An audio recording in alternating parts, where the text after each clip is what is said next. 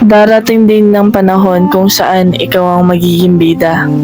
Bida kung saan marami kang problema, bida kung saan pahihirapan ka, bida kung saan ang tagumpay kay hirap matagpuan.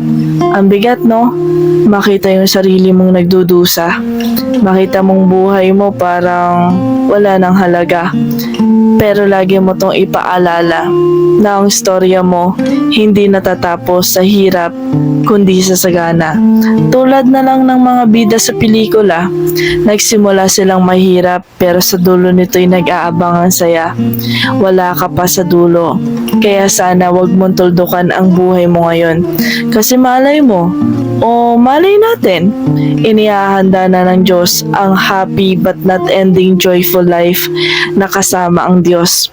Tandaan mong ikaw ang bida ng storya ng buhay mo.